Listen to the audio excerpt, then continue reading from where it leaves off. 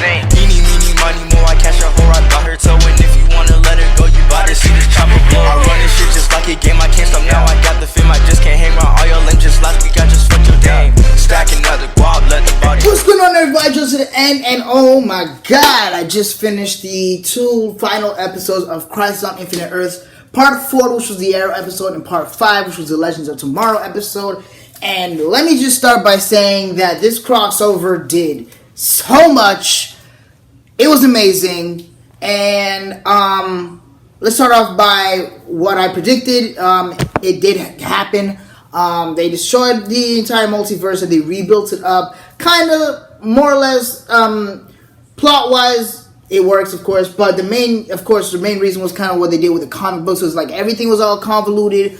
Who's on this Earth? Who's on what Earth? I know for a fact I struggled with what Earth Black Lightning was on, what Earth the DC TV shows were on, CW TV shows were on, all that good stuff.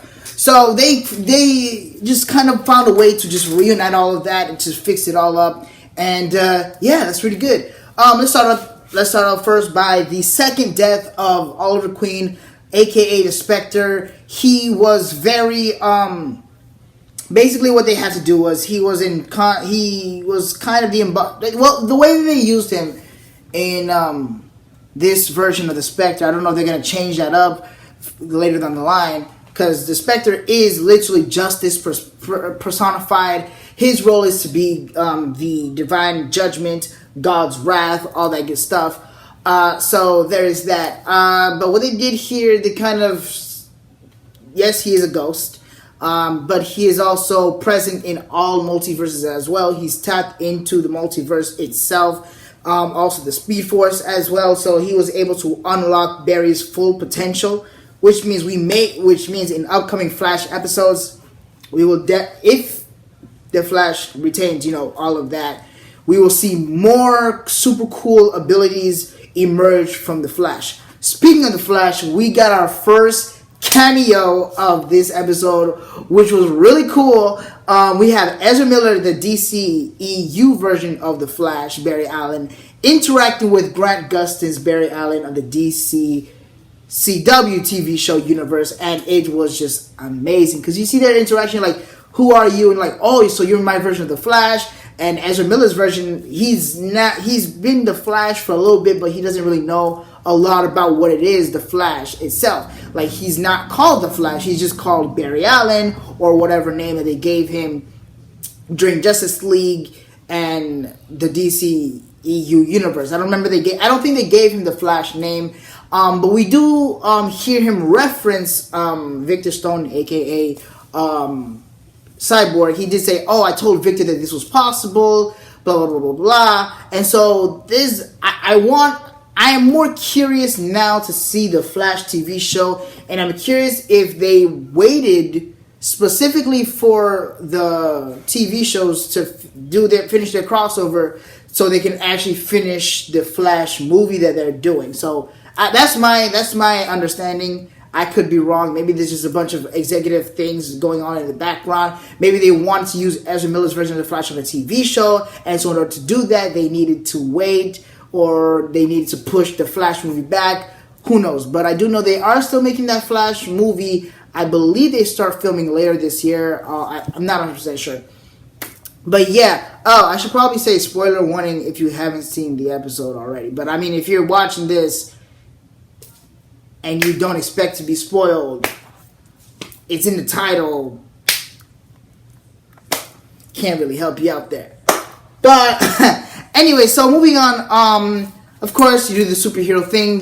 You do the Avengers Endgame. They rebirth the universe, all that stuff. You go to the Dawn of Time. We get to see Marno Vu's origin story of how they kind of keep it comic book accurate, where basically the Anti-Monitor is just basically an alternate universe version of Marno Vu, the Monitor himself. And basically what it is that even though they stopped their version of Marno Vu, it's a multiversal issue. So there will always be a Marno Vu who is, this is a quote directly from the episode, there will always be a Marno Vu who will not be able to resist his towering ambition And so there will always be an anti-monitor. There will always be a version of him that goes to the dawn of time to see the birth of the universe and blah, blah, blah. So there's that. And press F in the chat for all the people who died, because technically everyone is still dead.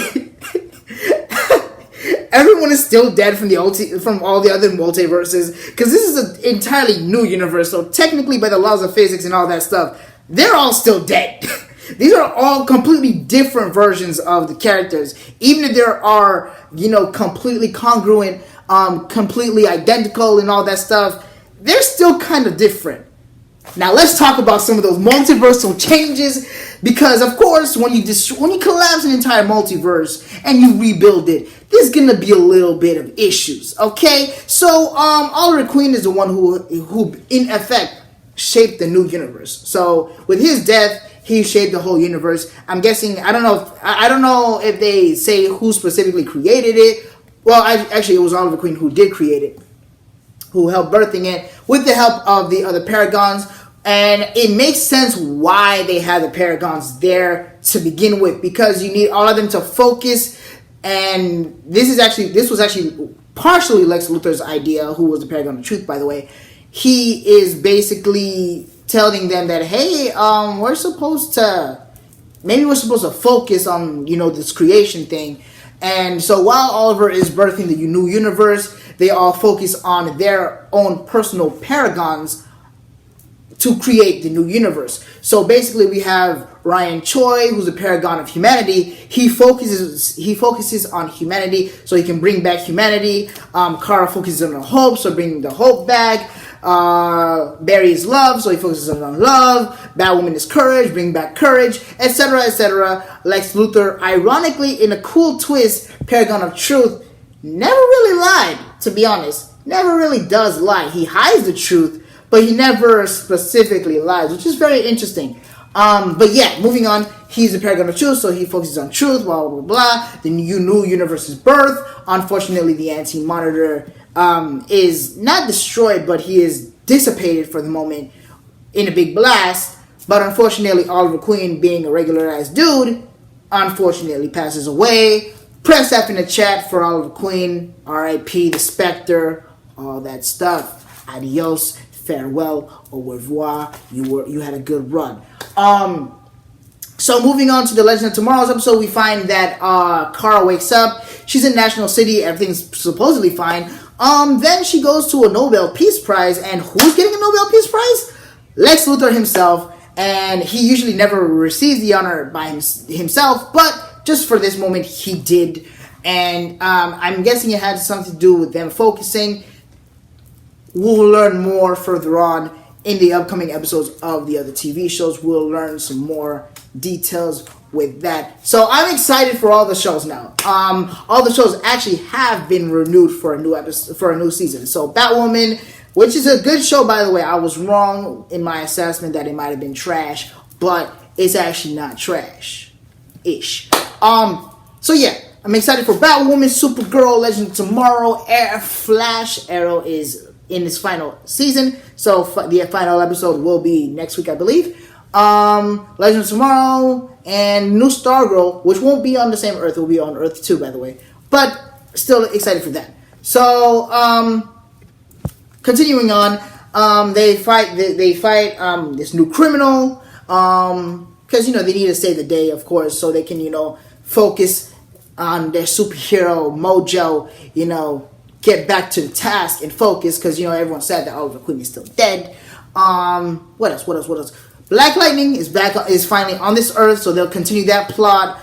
Basically, all the plots of all the TV shows will more or less go back to normal, with the addition that they're all on the same Earth now, so they gotta address that situation, of course. And now I kind of understand why they killed off the Earth 1 version of Jefferson Pierce's family and all this stuff, because the main version of Jefferson Pierce is now on Earth Prime, which they call it now. They call it Earth Prime because that was the first universe, and then all the other ones branch universe theory, all that stuff. So we do now have an Earth where there's Green Lantern Corps, the DCEU, technically version of Green Lantern Corps. I know they're making a Green Lantern TV show soon, so more about that. Swamp Thing is Earth 9. Titans is Earth 19. Earth 21, I believe, is Doom Patrol, and so forth, so forth, so forth. Earth 96 is, of course, the Superman thing. We talked about that, I believe. And yeah, finally, because we basically pretty much covered most, if not everything. We got the Hall of Justice now. We got the Hall of Justice. So, excited for that. They played the Super Friends theme show at the end while they're trying to find this monkey. I believe the monkey's name was Bleak or something like that. It's been a while since I've seen the Super Friends, so I don't know if Bleak is like a specific character that was on Super Friends, but I was really happy. I knew they were going into the direction of Super Friends because they can't really do Justice League.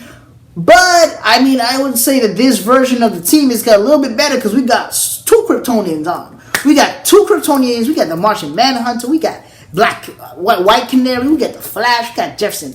We got all the stops, bro. We got all the heavy hitters of the Arrowverse. And I'm just really excited for what's to come for all these CW DC TV shows. I'm really hyped.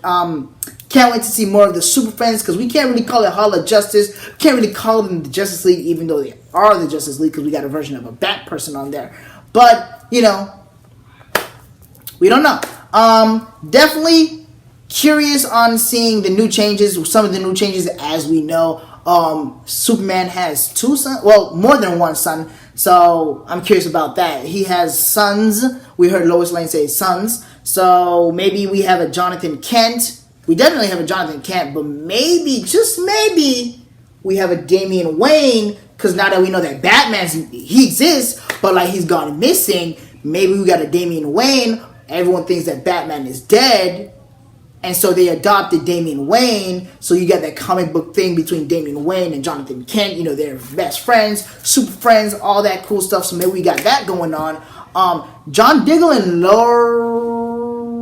Lila, they have a daughter now. They used to have a daughter, then Flashpoint happened, so they had a son, and now that this thing happened, now they have a daughter. So that's kind of curious. I think that's everything. I think I covered pretty much everything. Supergirl's on Earth Prime. Batwoman's on Earth Prime. Black Lightning's on Earth Prime.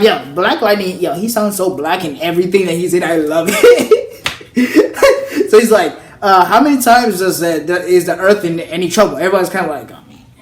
And he's like, oh, so it's like that. I'm like, that's so black. But like, I like that they bring that little diversity in it because, all of this needs a sprinkle of black, you know what I'm saying? But yeah, I'm just you can tell I'm hyped, but like I'm just curious to see more about this. Again, this is not a full-fledged review. This is my initial reaction. I'm wilding over here. I can say whatever the hell I want. It's my channel show. I'm going crazy. But yeah, I'm just curious to see what's gonna happen. I am in fact interested in that new Stargirl TV show that's going on. That takes place on Earth 2. And for those of you who are like, who's Stargirl? Who is that? Oh my god. That is an old deep cut. That's Justice Society right there, I believe. If I'm not mistaken, I believe that's Justice Society. So, Justice Society, that's more like the deep cut, super deep cut. So you have like Alan Scott, Green Lantern, all those characters and all that stuff. So yeah, and I think that's it. So I enjoyed the crossover, but what did you guys enjoy the crossover? That's a big thing. So if you did, you can post your comments down below. Let me know what you guys thought. If you enjoyed my reaction review initial type thing going on here, you can hit the like button, you can subscribe, you can share for more content. And if you did not, that's fine. You're entitled to your opinion. But you can hit the like button, subscribe, and share, and let me know how I can improve for you guys. If you'd like to support the channel, definitely head over to patreon.com/JoeToTheN. I stream on Twitch, not often, but if you'd like to watch me play Twitch, I'm streaming Jedi Fallen Order right now. Twitch.tv/JoeToTheN. All those URLs are in the description box down below. I'ma stop now. Never mind. Anyway, so if you would like to do that, support the channel, definitely do so. Feel free to just shoot me a comment on what I should check out next, because we got a bunch of trailer reactions coming out. I know the Black Widow one just dropped. I know Birds of Prey dropped one recently. I didn't get a chance to see that. I did do my Morbius trailer reaction, so if you want to go check that one out as well. That being said, I think I covered everything. If I didn't, if I missed something, keep the discussion going. Hit the comment section down below. Let me know what your predictions for the different TV shows are. Let me know what was your opinion on Crisis. Did you enjoy it? Did you not? Did you like this part? Did you not like this part? I don't know. I don't care. But let's talk about it. All right. That being said, I will see you guys in the next video. Boom! Be bugging. Nickname is Downer cause these niggas decking. Got 14 days, my nigga, a fortnight. Guns that you blasting only on Fortnite. Chopper gon' grind you niggas like port runs. Ho call me Batman, nigga, the Dark Knight.